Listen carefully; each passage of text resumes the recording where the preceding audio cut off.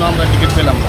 আমরা অনলাইনে আমরা দীর্ঘক্ষণ আমরা রাত জেগে আমরা চেষ্টা করেছি।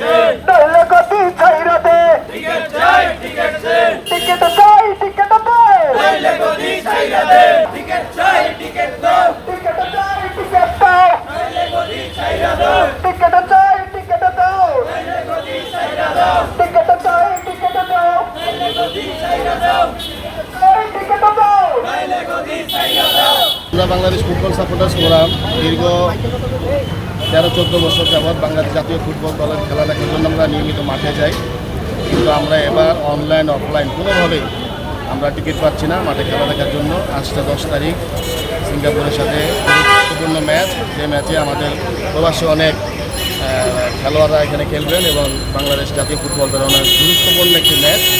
সেই ম্যাচটি আমরা কোনোভাবেই টিকিট সংগ্রহ করতে পারিনি, কিন্তু অনলাইনে টিকিট কাটতে পারি।